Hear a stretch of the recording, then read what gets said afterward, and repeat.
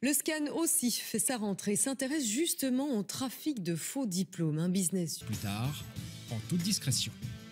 Merci. Bonne journée. Au revoir, monsieur. Ce trafic de diplômes est mondial. Selon le site, il serait imprimé en Europe de l'Est, mais notre argent, lui, a été viré sur le compte d'une société basée à Hong Kong. Nous les avons contactés.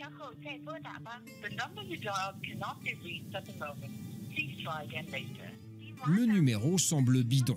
On a donc continué à les questionner par email, mais là, il y a comme un malaise. Plus aucune question.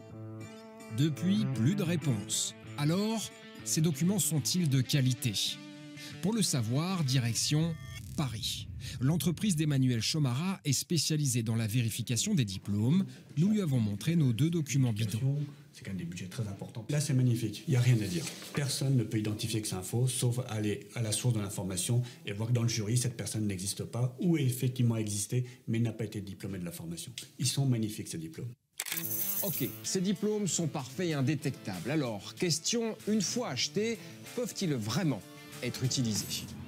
Avec mon faux baccalauréat français, puis-je entrer dans le système d'études supérieures de la Fédération Wallonie-Bruxelles.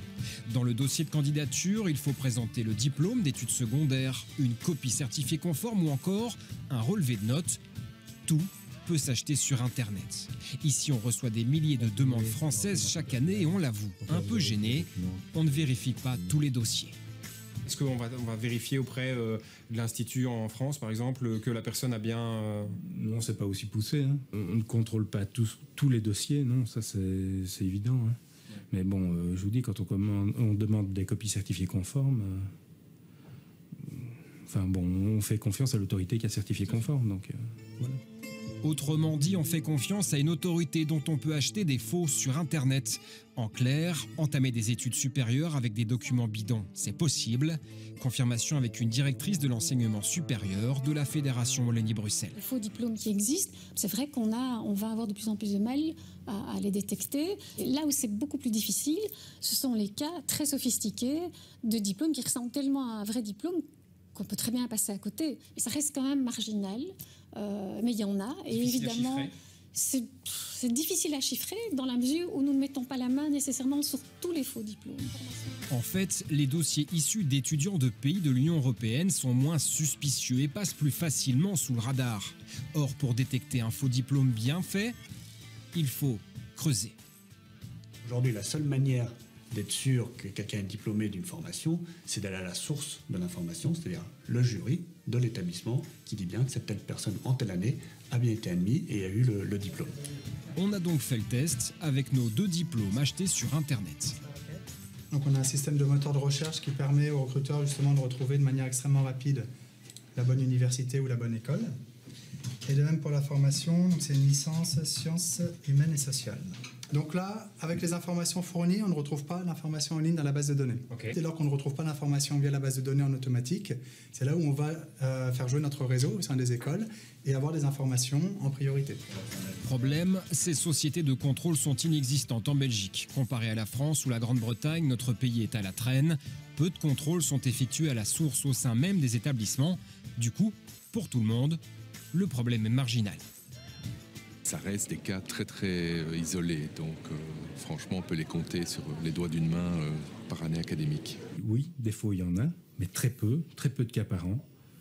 Et voilà, je sais pas, là ça fait 1 an que je suis ici en fonction, je dois en avoir eu 3 ou 4. C'est un sujet dont on n'aime pas parler. Hein. C'est gênant pour le candidat, la personne il n'a pas envie de parler, de dire qu'il a fait un faux diplôme.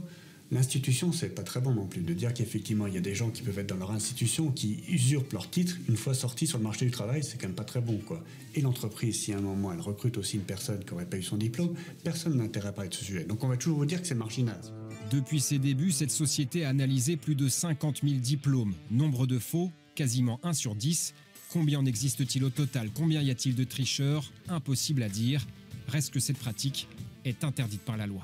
Les risques au niveau pénal, c'est la commission d'une infraction de faux et usage de faux qui sont sanctionnés par le code pénal à des peines qui peuvent être de 10 à 15 ans d'emprisonnement, donc c'est des peines extrêmement sévères. Après l'utilisation de votre faux CV, le fait d'exercer une profession qui est réglementée, par exemple, peut engendrer d'autres infractions. Prenons l'exemple du médecin, du kiné, de l'infirmier. L'exercice illégal de la médecine est également sanctionné pénalement et pourrait donc vous donner lieu à la commission d'une nouvelle infraction. En conclusion, avec un dossier bien ficelé, les faux diplômes passeront très souvent sous le radar. Reste une donnée importante, un bout de papier n'offre pas les compétences requises et c'est parfois là que les fraudeurs se feront débusquer. Une idée, une info, le scan @rtbf.be. Vous voulez un peu plus de discrétion, sourcesure.eu.